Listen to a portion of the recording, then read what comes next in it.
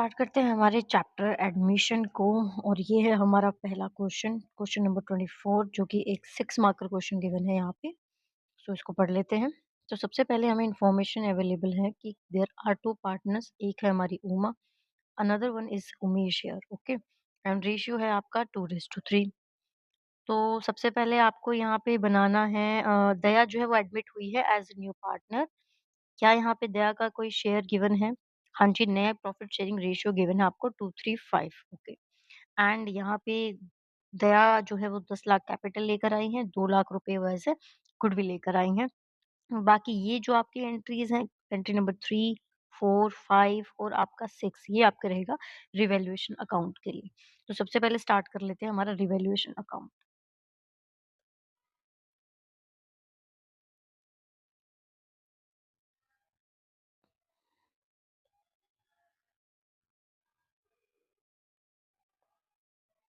देखिए, तो सबसे पहले रिवैल्यूएशन अकाउंट के लिए जो इन्फॉर्मेशन अवेलेबल है, वो है, इन्होंने बोला है कि जो लैंड एंड बिल्डिंग है, उसकी वैल्यू यहाँ पे इंक्रीज़ हुई है बाय 2 लाख रुपीज़। तो यहाँ पे एग्ज़ैक्टली आपका रिवैल्यूएशन अकाउंट में आपको पता है कि जब भी कुछ इंक्रीमेंट होता है, तो हम लिखते हैं अपना क्रेडिट साइड, और जब भी कुछ यहाँ पे डिक्रीज़ होता है या कोई भी लॉस होता है, तो हम लिखते हैं यहाँ पे हमारे डेबिट साइड में, ठीक है? सो रिवैल्यूएशन अकाउंट क्या लिख रही हूँ?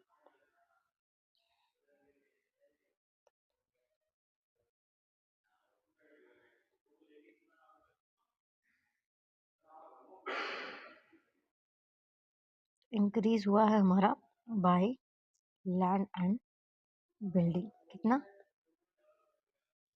2 लाख, फाइन।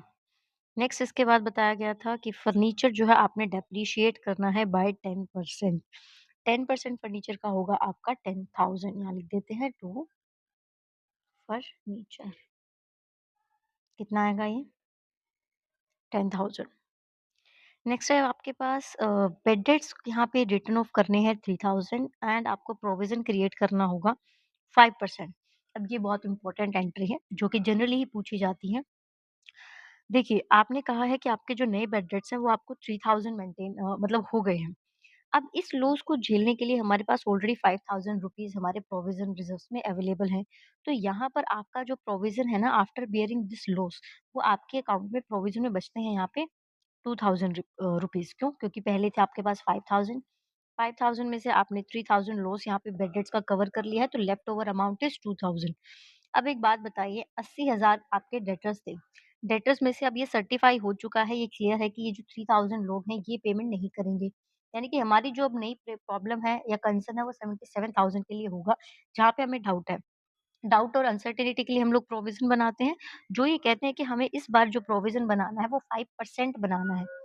तो आप अगर इसका 5% निकालते हैं, इट विल बी 3850, ठीक है? तो 3850 का आपने प्रोविज़न बनाना है, ऑलरेडी आपके पास 2000 रुपीज़ यहाँ पे बचे हुए हैं, तो आपका प्रोविज़न बनेगा 1850 का। सो यहाँ आप लिख दीजिए to provision for doubtful debt 1850।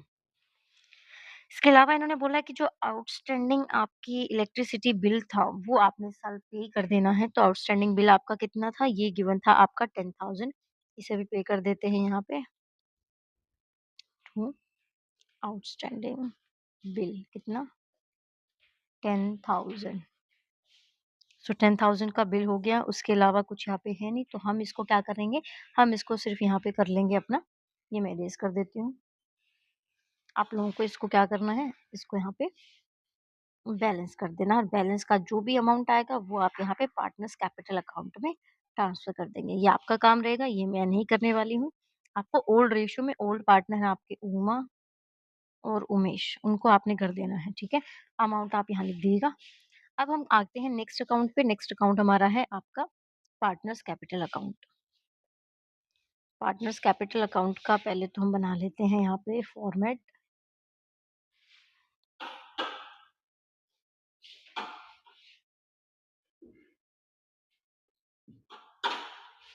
तीन पार्टनर हैं। हुँ।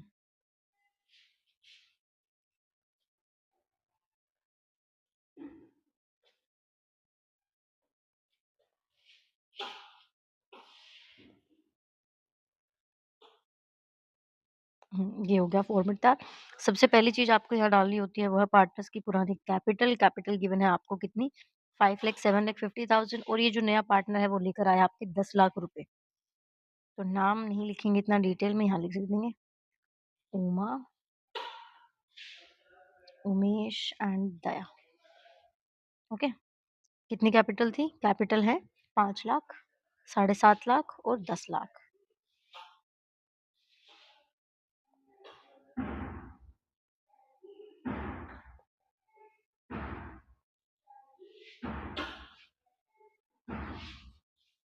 ओके, एंट्री का क्या नाम रहेगा? एंट्री का नाम रहेगा बाय बैलेंस ब्रॉट डाउन।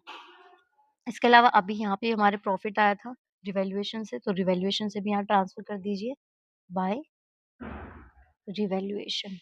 वो किसको मिला था? सिर्फ उमा और उमेश को, वो आप यहाँ पे ट्रांसफर कर दीजिए।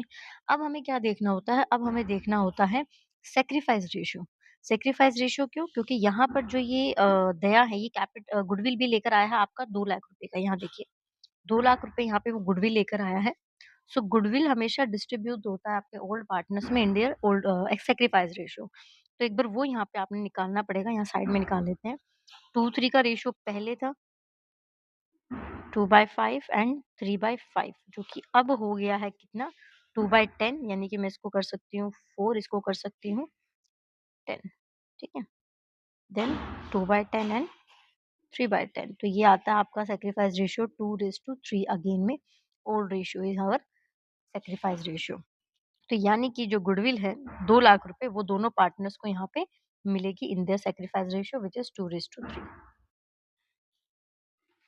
सो लिख दीजिए पार्टनर का नाम क्या है? पार्टनर का नाम क्या नाम है? दया।